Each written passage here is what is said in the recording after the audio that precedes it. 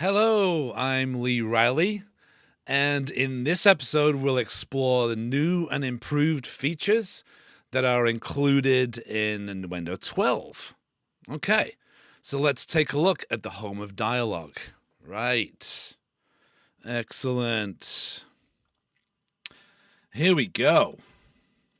Right. Okay, so in any typical dialogue session, this is the first thing that we're going to talk about today. And we have had detect silence in previous versions of Nuendo, but this one has a little bit of a different kick to it. Right, so I'm going to go to audio and advanced. And if you know me by now, you've been watching these episodes, I always have some kind of a quick key in there somewhere. So I'm going to hit Shift D, which is my quick key. And straight away, the detect silence is looking for an area of dialogue. The algorithm is set specifically to hone in on dialogue. So right here, with this dialogue detection enabled in the radio button, you can see this area has been detected in the threshold and everything else has been rejected. Okay. So what that means to me is you'll see that I've got a brand new audition tool, right? So I can take a listen to this. Get up, we need to talk. Get up. Okay. Get up, we need to talk. Excellent. Get up, we need to talk. So, the preview can be changed right here. The difference is I can gaps, which means it will mute everything else around it. Get up, we need to talk. Okay. Right. So that's the big difference between this. As long as I set my minimum time open, closed, and pre-rolls, you should be good. Everything else is technically the same thing. I can hit process on that. And as you can see, it has created a clip and got rid of everything else. Now, let me play this part here. I'm being ridiculous? You're the one who skipped school to go to a party and get wasted. Hey, well, it is Cinco de Mayo anyway. Right, so, well, happy Cinco de Mayo, by the way. Why is it I seem to have my streams on major holidays? I think my last one was on St. Patrick's Day. Anyway. So instantly I can click on this and it will detect the dialogue and basically threshold out the silence. I'm being ridiculous? You're the one who skipped school to go to a party and get wasted. Okay, so everything else is extraneous. So if I process that, we will notice just a little bit of the breath that isn't included in that. So what I would like to do is go in there and go in and just do this, right? And play this back. You're the I'll give it a bit more breath. And of course I can throw a fade in there and everything will be good. I'm being ridiculous? You're the one who skipped school to go to a party and get wasted. Excellent. So that is dialogue detection, right? That is one of the new features. There's plenty of them today. So let's get into that. Right, let's look at my second one. Right, so for those of you who are in audio post-production, you know that you're either dealing with ADR or you're dealing with multiple mics coming from the editor, and you're taking your AAF and you're bringing all this stuff in and you're going to sort through all these different microphones, right? So in the past, we've had the audio alignment tool in Nuendo, but this is now, the algorithm has improved to take multiple tracks at one time. So that's great for a music session. If you have a drum kit, you have multiple microphones, you want to kind of line up phase accurately. You might want to do this on other musical elements, but in this particular section, what we have is some microphones. Well, let's take a listen. What gave it away? So this is our production audio. What gave it away?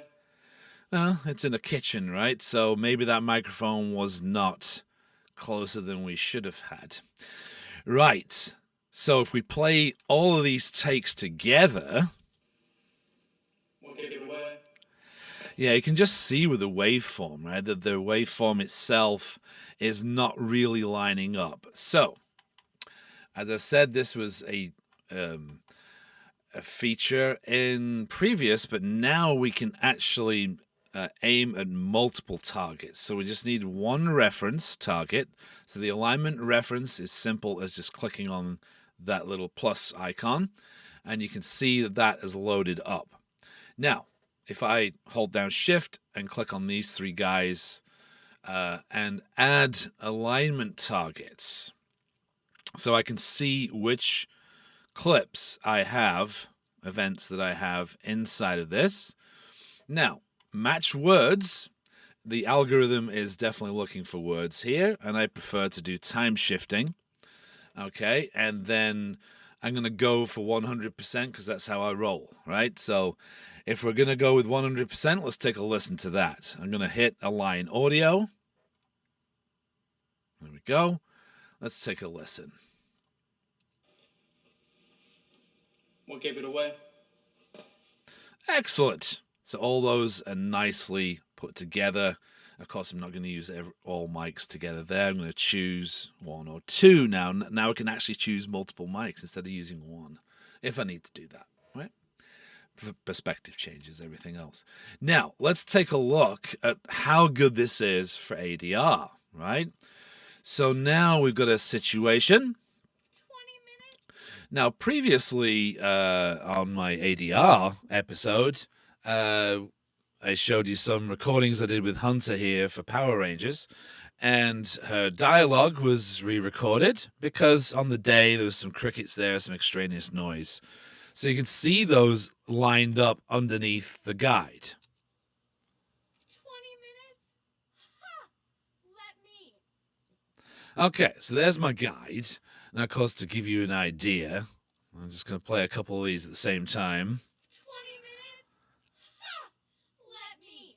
Now, any given one of those is going to be fairly close, right? I can go in there and just tune one of them, whichever performance I like, but generally it's not always up to me, right? So what I want to do is take this one here, go to the audio alignment tool, and I'm going to add that as a reference, see how that name has changed.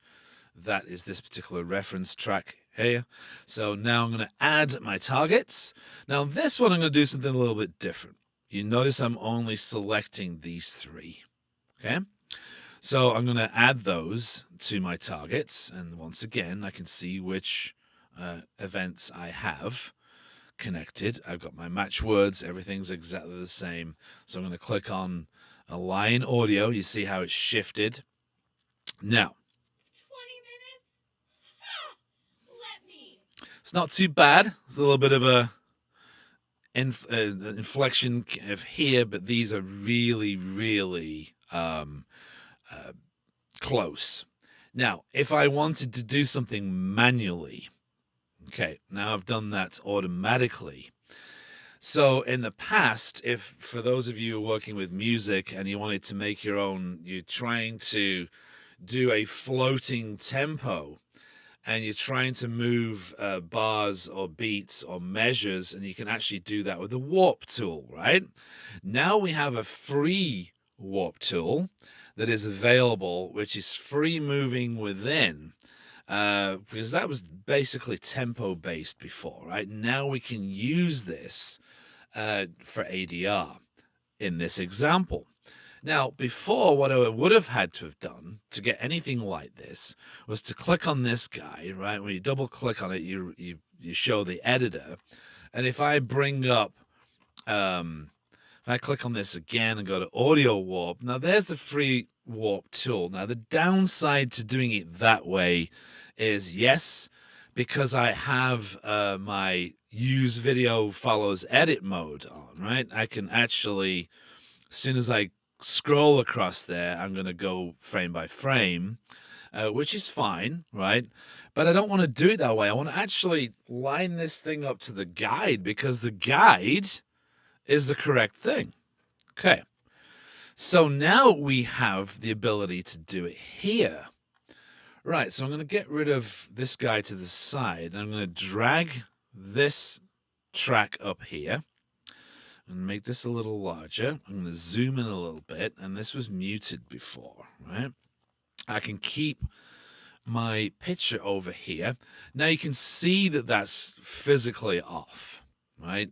It may work if we play it back, but just to make it pretty close, what I'm going to do first is kind of drag this over. Now I can drag over the beginning, or I could drag over this section, but what I'm going to do is drag the beginning part. So that kind of lines up with the beginning there. All I have to do is fix the second part of that sentence. Now, if I go into the free warp tool, which is up here, if you click on that, there's the warp grid, there's the warp grid musical events, but now this is included in 12. Right. So what this allows me to do, you can see that this will align something. So I'm going to put a click on that. I'm going to create a new version here. So what I could do is walk in here and shift this over a little bit. I can drag this over. I'm actually going to do this real quick. Let me see. Let's go back here. Okay. I'm going to do that and move this over to here, and I can move this over here, right? And then I can actually drag this over to line everything up. And when I play that back, that's going to be a lot closer, right? I'm just doing this quickly just to show you. But you get the idea that you can actually put these warp points in and move these over. Okay? Awesome. Right. The new thing also a new thing. Let me just take a drink of water here to keep hydrated. It is Florida after all. Okay. ARA extension. Now there's nothing really new with ARA, right? But this will allow, Nuendo now allows us to physically go in and place the ARA on a track basis. So anything on that track can be instantly processed. For example, let's take a listen to this. Oh, I'm in the warp tool still. Okay, good. Let's get out of that.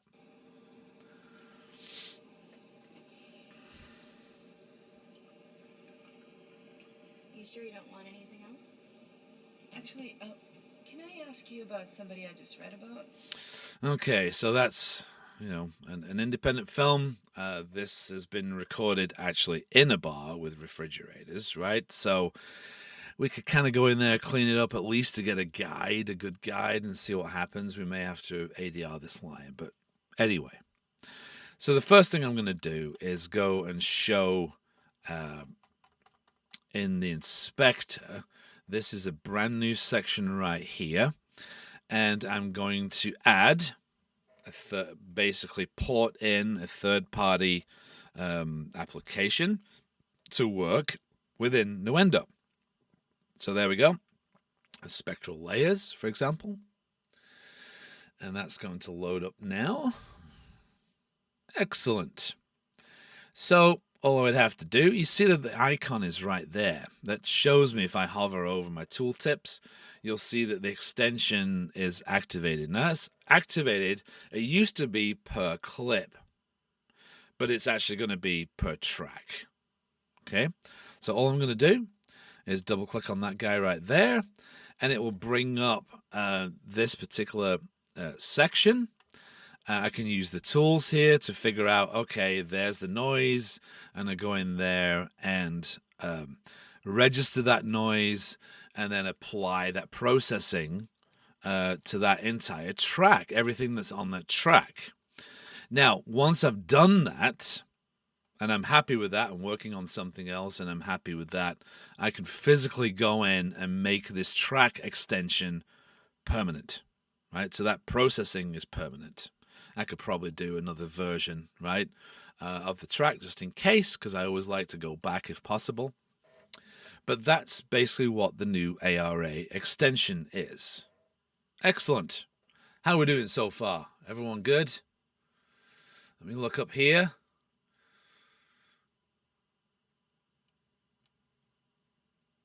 Yes, the music one is next week. So, right. Let's create markers from events. Okay, this is new. Right, I think we should mute those, right? So, this is my going back to my ADR session again. Okay, and what I'm going to do is every once in a while, I may need to create, I have events that I may need to make notes about. I've got these events happening. For example, there's a bunch of dialogue that's happening here between these different characters in the scene, and maybe I want to export this out as a CSV file or something into an external editor. So this will allow me to do that by using certain attributes. So now in 12, we can actually select across what we need to export. Okay, which I'm going to do easily right there. I'm going to select all those events, right? And what I need to do is, you know me by now, I've got Shift Option M available, but this is also under the project menu, and this is create markers from events, right? So I'm going to create markers from events. Straight away, I can use positional markers. I don't necessarily need to have cycle. Positional markers may help me if I'm going to export some kind of lip sync material. Now, a positional marker is fine, but generally I would imagine this is probably going to be with cycle markers, right? So this function now goes to whichever target track I want to go. If I have an active track, which I do, I have an active marker track right here. If I use this and add markers, it's going to add it to that track. Now, do I necessarily want to do that? Well, I'm probably going to use a new marker track. If I had a new marker track per source track, whatever the source is, depending on this, it's going to create multiple tracks. Okay, I just want to create one track so I can create a CSV file, for example, right?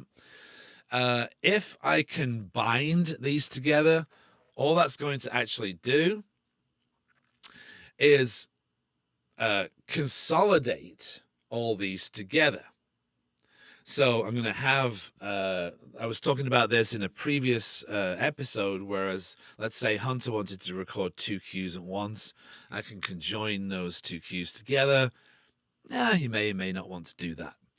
I will leave that off for now. But this itself is now allowing me to choose based upon a source material, track name, for example, right?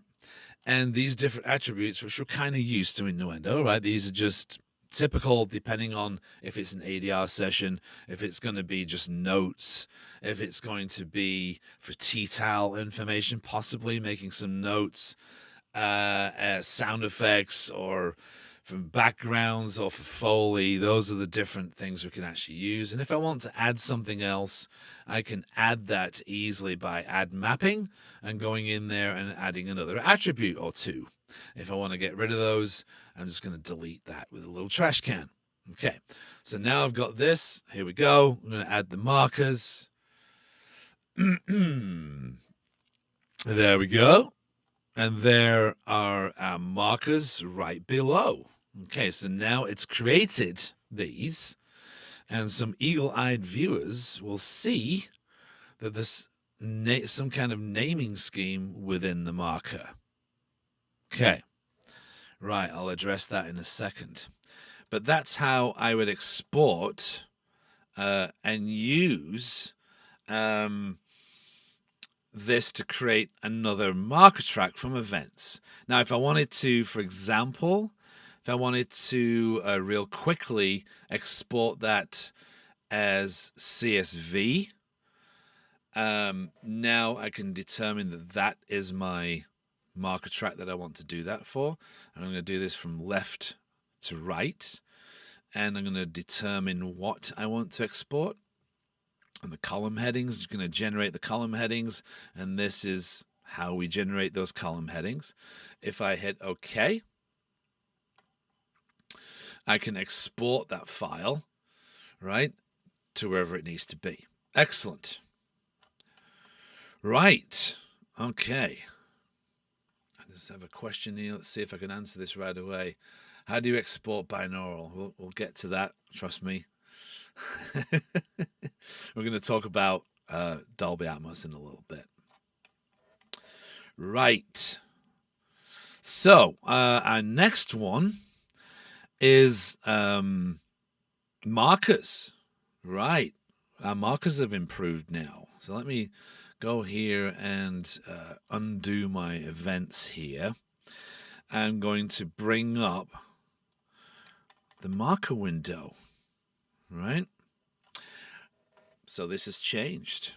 Right? Talk amongst yourselves. Okay, let's talk about these new features. I can determine which my basically I can just go here and choose this part here. Right. I'm going to choose what my target focus is. Currently, you can see that that is my focus right now, because I'm using this for my little cheat sheet, right?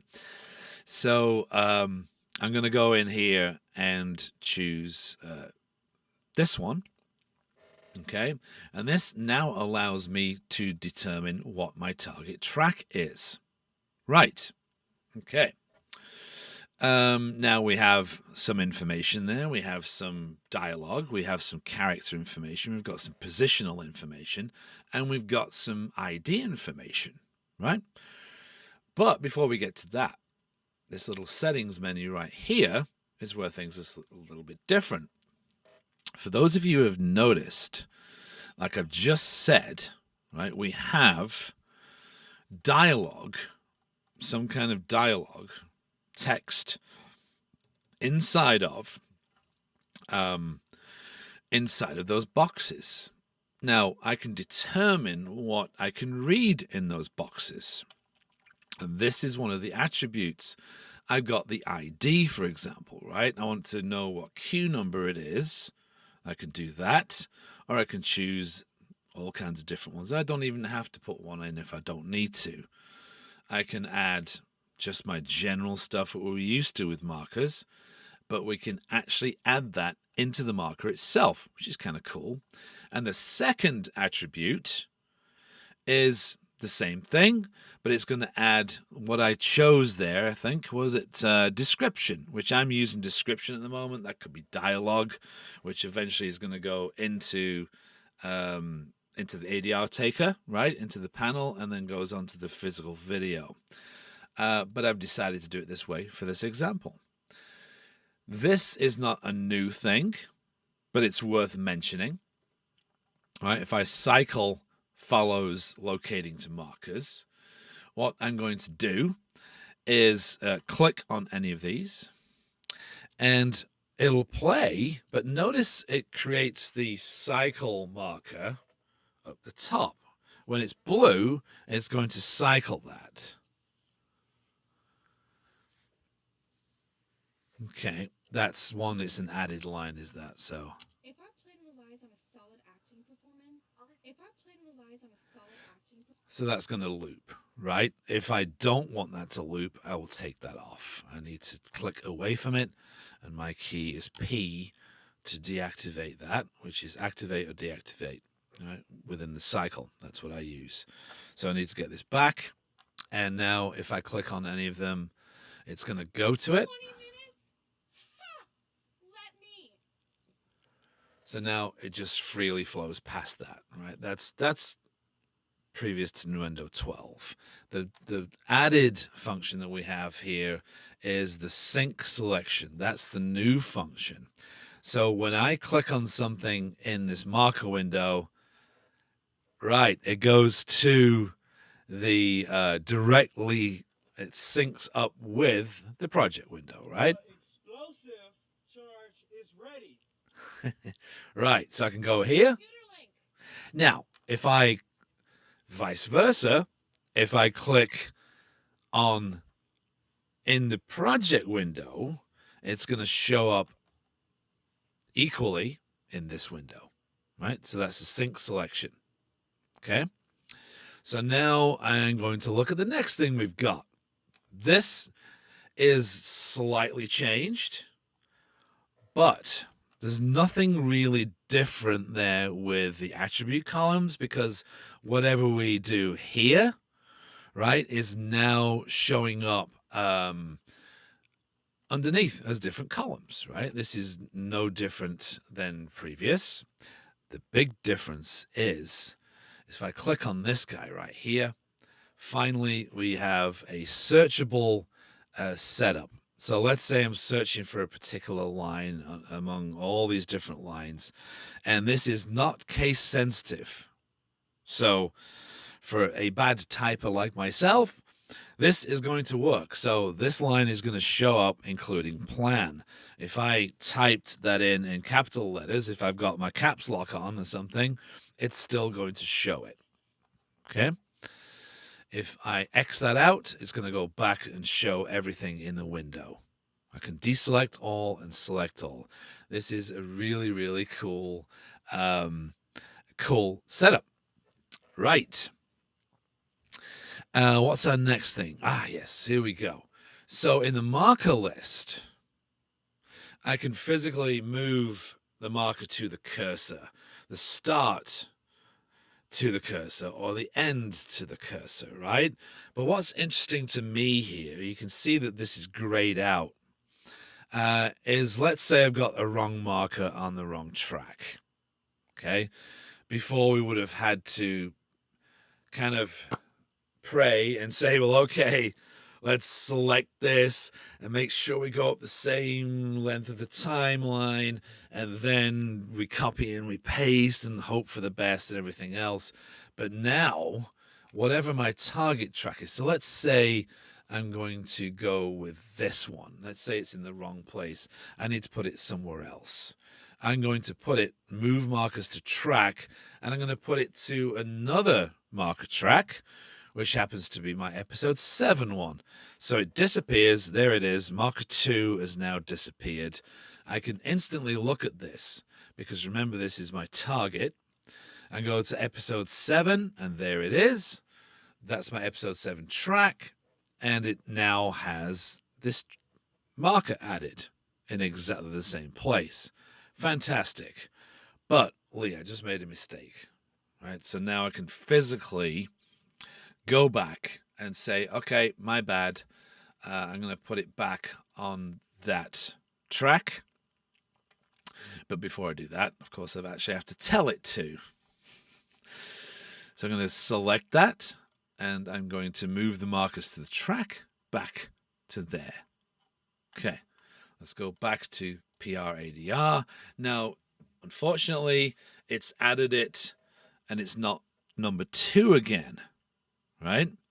It may be positionally in the same place, but ID-wise, it's not the same. So I'm just going to single click that and then reorganize this so now it's nice and sequential. Right? Now I could have done that in the new marker editor.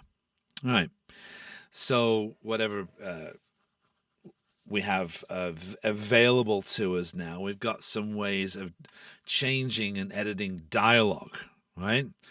So this dialogue itself, let's say I wanted to go in here and type in, okay, there we go. And I can actually go in and change the size of the font, whatever it needs to be. and I can change to a light background, or I can change to, so it's subtle changes that make things a little easier to edit instead of trying to work and double click here and work from it. And you know, when it's too long for the size of the column, that's when it becomes an issue. Okay, we've all been there, right? So, and last but not least, on the marker window, we're going to have the ADR taker. So the ADR taker is looking the same way. Well, it's a little bit different, same functions, but you know, it's still the same fantastic functions, but looks a little bit different. Okay. Excellent. Let's go over here. Everything is good. Right. Let's take a look here. Great to see you showcasing Nuendo 12. Awesome. Right. We'll get that future request going. Yeah, with the hit points themselves. Yes. Make sure you put that in, and hopefully I'll be able to show it you in 3 weeks. Okay then. Right. What's our next one? Oh, I forgot to say. Right here, there's another small addition to the ADR marker here. Now remember that there used to be like a locate previous marker and locate the next marker. So in Nuendo 12, it's been added, whereas you have you can actually go in and add keys to that, right? So you can actually use a key to advance and go back and forth. Okay, cool. Excellent. Right. How we doing? Fantastic. Right, let's have a look. I can see our streaming rate going all over the place. There must be a few people watching. Now, right, let's take a look at the next part. Right. So, before I was talking about the CSV files, and if we were going to actually receive CSV files, now bear with me, I'm getting to another Nuendo 12 function and feature. Excellent feature. But just to give you an idea, if you had to do it manually and bring in a CSV file to actually make and put together your markers, it was a bit clunky, you know. I'm not going to lie. So we would have to import a CSV document, right? And as if by magic, of course, you know, I have one of those there, and I would go and open that. Then you have to wade through a very simple document that has, you know, certain columns in, and that's translating, and is it translating correctly? You just don't know. And then you'd have to go in and make sure you got your time code in correctly, the column correctly, the time code out correctly, the dialogue correctly, etc., etc. And it was just a bit of a mess. You know, but now we have a way of doing this through a new function called ADR API Network Setup. Now, that allows us to communicate directly with EdiCue. Right, EdiCue V4 version 4 has now it's now ported, so you can actually port information from EdiCue and vice versa. It's a two-way street. So under that right there, we can actually do this locally on this computer. Or get this, we can actually do this on a network, on another computer, excuse me. I'm going to do this locally today, and that allows me to connect. Right, I'm going to open up this, bear with me a second here, as I open up an example session, then what I'm going to do is import cues, right? So I'm going to use EdiCue to read a PDF. So let's say someone's given me a PDF, and someone's done this, and we have to go in and set up the timecode ins and outs and do this kind of manually, but this is going to speed up the workflow a lot. Okay. What I'm going to do here is I'm going to open up a session here that I've got. Okay. Yes, I do want to activate the project. Thank you. Thank you for that. Okay. Risky stuff. Opening up 2 sessions. Awesome stuff. Right. This session is just, I've got 3 cues in here, right? I've got 3 cues already set. Well, the markers are already set up. What I'm going to do is take some of these lines and import them into Nuendo. But I'm going to use EdiCue. Right. Right. First off, I want to make sure that my preferences are set, right? And you'll notice that I can use this computer, like I said, or use the local network. I'm going to make sure that the DAW interface is set for Nuendo. Excellent. This is fantastic news. I don't need this particular window right now. What I'm going to do is the project interface, and this is called Mighty Ducks, right? And this will open up this guy. I'm going to close this one up, actually. And we're going to use this to port text into Nuendo. Okay. So first off, I'm going to select the marker. I'm going to make sure that I'm using the correct character, right? That is Maya. Okay. So I'm going to grab that first line of dialogue here. I'm going to copy it because it's a text editor. Right? I'm going to paste it into EdiCue version 4. And you notice that these now light up. So set and get is now going to set that cue data and go to the next marker. Right? So it's automatically gone to the next marker. I'm a happy camper right now. And I'm going to go here and type in this one and put in cheers. I'm going to set and get, and it goes to the next cue, for example. And now I can actually double click that. And I'm going to click on this guy, and I can do the last one by just hitting set marker.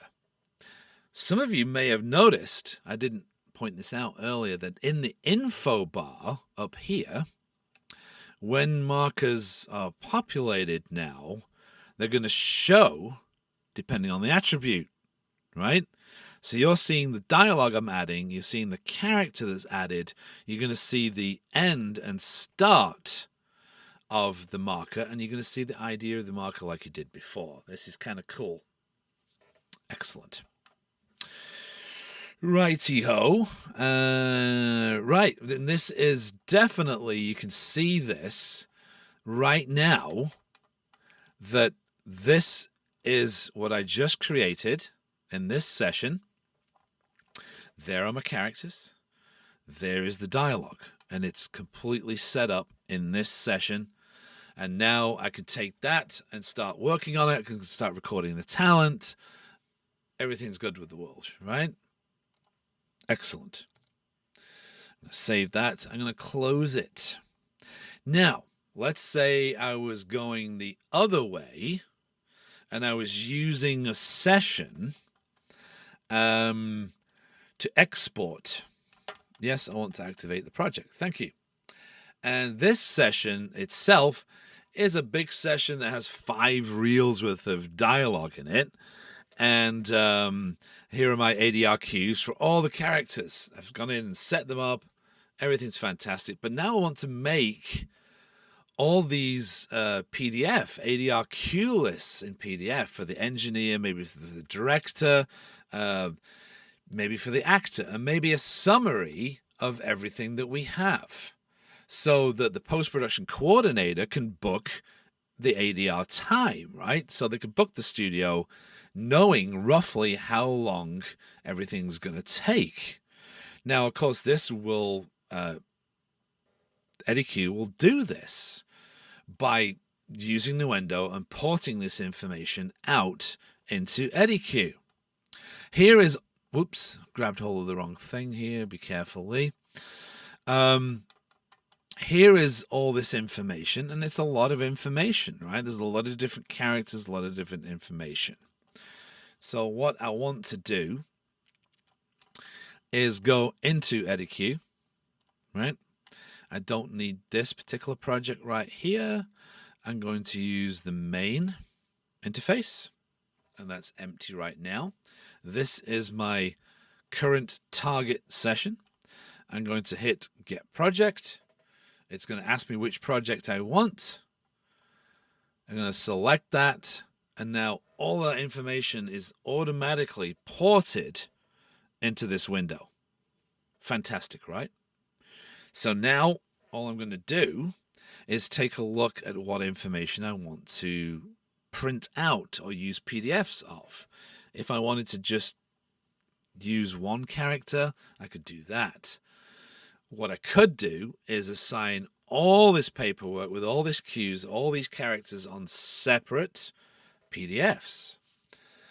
So plus a summary, like this is what I mentioned before, a summary is going to provide a sheet with all of this stuff saying, okay, you're going to need 3 hours with this character, we're going to need 4 hours with this character, etc., based upon a 5 or 6 minute per cue quota, right? Once I hit those export cues, it's going to put those in a folder, and all of those PDFs are now available for us to use, print out, send wherever they need to be. Fantastic, right? Awesome. Yes. Let's close that and let's move on. Right. So imagine doing all that manually. Now you can do this automatically because of the API, the ADR API. Okay. Next new feature. Okay, so many. But remember, we were just talking about dialogue today, right? So the next one is, for example, this is part of a deliverable now. So those deliverables include TTALs, right, which are timed text authoring lineage. So, for example, if something needs to go from English to Spanish or English to German, it needs to be dubbed in a different language. This is a text document which helps that, right? And this is part of a deliverable now, and this is something else that Nuendo 12 has added to its arsenal. Right, so without further ado, let's take a look at this here. I have to activate the session. Right, there we go. Let's go to, it's getting a little frisky here. There we go. Right, so what I want to do first is import TTAL file. Right, so import, and you will see TTAL, that is new in Nuendo 12. I'm going to click on this right here, take a little drink of water. I'm talking quite a lot today. Anyway, I love this stuff, don't you? There, as if by magic, is my TTAL file. Okay. I apologize because straight away the frame rate doesn't match. This is an example session that I did. Unfortunately, the example session that it came with is way over 100 gigs. It's a huge Dolby Atmos session. So for me to just show you that, I figured I'll just show you it in this, right? Doesn't really matter about the time, the project frame rate at the moment. Of course, I would never do this normally. Okay, so it's 2398 is my source. I've got 2997, which is coming from here. We have the language, which is English, and I'm bringing this in. Depends on the attributes that I want to bring in to different tracks. I have the initial dialogue and I have the translation, and that's going to go on the translation column of my markers. Right? I'm going to hit OK. And now the TTAL events, as if by magic, scroll out here. Actually, I don't know if I've noticed this before with Nuendo 11 on a little sidebar here. That soon as I start to zoom in or zoom out, after I click on the screen, it shifts to the center of the screen. Of all the years I've used Nuendo, is that a 12 thing? I don't know. Please put your comments in there just to tell me if I'm going crazy or not. I might. There are our TTAL events. Now, just to prove this point here, we have TTAL right here as markers. You may have seen this example in earlier videos that's been on the Nuendo site or Steinberg site. But you can clearly see that we have all the characters lined up. We have all the dialogue lined up. And more importantly, we have on and off screen information, which will help with lip syncing, tells us a lot about, what the dialogue is going to be, right? And that's straight into this session. Now, if I can import it, guess what? We can export as well, right? I'm actually going to undo that. I'm going to go to this, make this the target. Right. Now, what I want to do is export that information as a TTAL file. Right. Remember that this was 23998, 23976, right? Now, the language we could have put in here, the original language is not here right now. We can flip-flop this. Let's say we just recorded a bunch of Spanish. We want it to be in English, or we need it to be Spanish. The original language was English, right? So those are all the different choices that we have. Where is the target right now? The target is this particular marker track. If I have some lip sync events, I might have put those positional markers on another track, and I can click on that and determine where that's coming from, right? Also, it's going to extrapolate. That's a big word for a Thursday evening. We have a dialogue there, and instantly it's going to go to translation 1 column. Okay, I can hit OK, and that text document will be created. Right. One more thing before the one that you're really, really waiting for, right? So this is a small improvement. I still think it's a really, really cool improvement, for sure. I've been wanting this myself for a while now, and it's the selected events appear inverted, right? So graphically, you can see something a lot differently now, right? So if I click on this and go to this, now, if I want to click on any of these, right, I click on any of these, and as you're probably, if you're a Nuendo user, you know that you're going to get a little red box round anything that you select. Okay, this is great, but let's say we have something in red. That becomes a little bit awkward to see. So now anything being a preference, right? That will be command comma, right? Like anything else on a Mac, a preference of a particular application is that. Straight under Editor's Event Display, we have our highlight borders of selected events. Now that is the standard, right? That puts the red line around it. If I take that off, Ta-da! There we go. Awesome. Look how that stands out, right? When you actually select something, it inverts. So in other words, the waveform becomes the background color and the background color becomes the waveform color, etc. Right? So that allows me to do that. I'm going to put that back a second. And I'm going to put that back just to show that where it was. Cool. Excellent. Okay. Let's save this and close this session.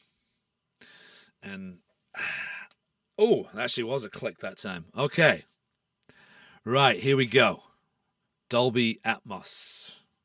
Okay. I'm not going to do any mixing or anything else. I'm just going to show you some excellent new features. Now, one of them is the new setup assistant. So I'm just going to create a brand new session for that. Okay. Empty. There it is. Of course, I did this earlier, right? Now, with a brand new session, imagine that we'd have all these tracks and all these objects and beds and everything else.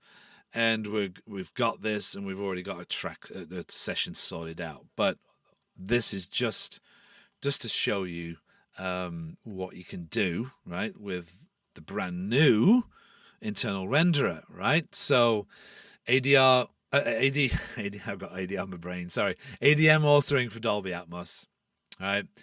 So, you know, this basically you can use an external one. Now we have a setup assistant. Yay. If I click on that setup assistant, this will now show up, which is telling you that the ASIO driver buffer needs to be at 512. Make sure you've checked that. Make sure your project sample rate is at 48K if you're working in post. This will most likely be that anyway, right? Right, so renderer for Dolby Atmos.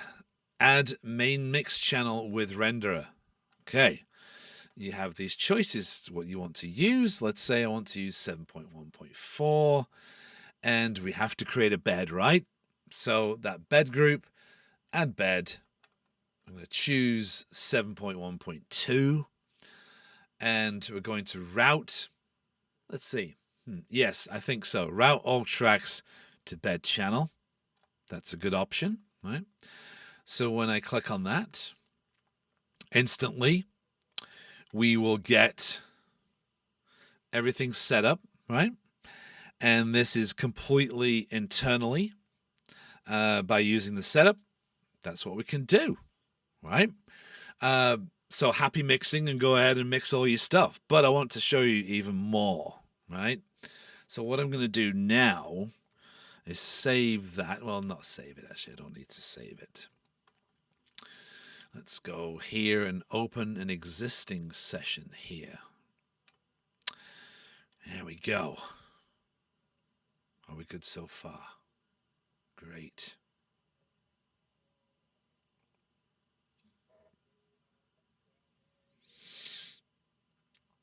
Okay, here's a typical session. Right. So we've got some elements. Right, I'm going to play these elements. Aha, let's see what's happened here. Have I given the game away already? Make sure you don't see that. For some odd reason, you shouldn't have seen that. Okay. Let's play this from where it was before. Ah, it wasn't there before, was it? Come on now. Anyway, just play dialogue wherever you want to. It's later this afternoon. The test is first. Dr. Michaels wants to have a chat afterwards. I should be home. Straight away, right? Straight away. I mean, this is down mixing, right? It's coming out right here. The integrated dialogue. Now you've got these meters built in, momentary max, short term. These are integrated into Nuendo now.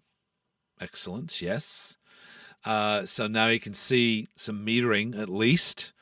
Now what's even better than that? Of course, with this VST renderer already there, Well, you know, I don't have this 7.1.4 setup, so you know what? Do I want to listen to this binaurally? Well, yes, I'm going to listen to this binaurally because included is a binaural downmix. All right, now you can take a listen. It's later this afternoon. The test is first. Dr. Michaels wants to have a chat afterwards. All right, okay, so now you can see the meters there. Now you're hearing things in binaurally, but of course I'm going to need a set of headphones on, right? So if I now wear some headphones here to enjoy this, let's take a listen here. It's later this afternoon. Fantastic. The test is first. Dr. Michaels wants to have a chat afterwards. Okay, well, now I happen to be using some Sony headphones. And the thing is that we know that binaurally, does that translate? It's a little bit, it's not an exact science as is, right? But now included, you know, there's like 387 headphone matches. So you can actually dial in your set of headphones or listen in your headphones to what it would sound like in another set of headphones. Okay, with that in mind, I'm going to use the headphone match plugin, which can be found right here in inserts. Okay, here we go. So it's under headphone, of course.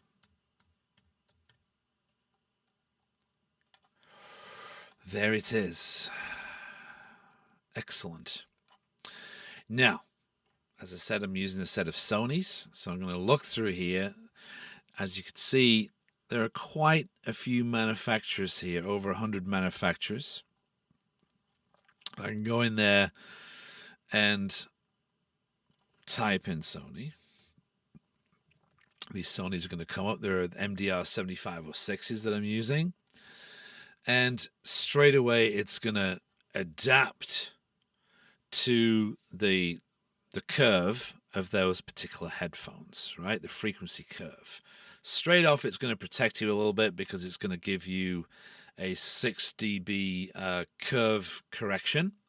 You can take that off if you want, right? And if you were listening to some Sonys right now, you'd hear this as it was intended. It's later this afternoon. The test is first. Dr. Michaels wants to have a chat afterwards. Okay, great. Now, what happens if you want to, well, that's an amount, right? You can actually dial in that amount, right? Dial in or dial out if you choose. If you're calibrating, then if you want to use, this is linear, the target curve is linear right now. If you wanted to use diffuse field, free field, or the Harman curve, in-ear, over-ear, with bass, all depends on how your preference is, how you want to listen to it, right? Now, if you're in simulation mode, let's say you want to simulate to a set of Sennheisers or some Apple AirPods or whatever it may be, you're going to go in there, and let's say we're going to choose Apple here, and you can choose what your target simulation is, and it's going to go between the two. Awesome. Last but not least, this is good stuff, right? So last but not least is we have to go to this window to show you this. Right. Actually, no, I'm in the right place. I'm going to click on a 5.1 track. So I've got a 5.1 group right here. And I got a 5.1, but I've got a stereo fold down, right? So the stereo fold down, yes, it's the headphones match. I'm sorry, I didn't route that correctly. So I'm going to take that effect off. My bad. But what I'm going to do is click on this 5.1 to stereo mix down. Okay. And inside of that, we now have LtRt fold down, for Pro Logic, right? So if you wanted to monitor and downmix to Pro Logic, that's what you can do right here within Nuendo. It adds the 90-degree shift to it. It adds a few samples of delay with that, of course, but that will allow a direct LtRt, left total, right total, matrix encoding, okay, right here in the version 6 mix convert. Okay. Awesome. I think we've got to... Yeah, the audio is choppy. I have to apologize about that. I don't know what has been happening today as far as the audio and stream is concerned. I've noticed that the kilobits have been changing a little bit, but hopefully we'll be able to check that out afterwards. But that's everything that dialogue and dubbing that I need to talk about today. And next episode, I'm going to talk about some of the sound design new features, some of the editing features, some of the music features, and I can't wait to see you then. And I'd like to thank you for watching today, and hope to see you in the next episode. Awesome.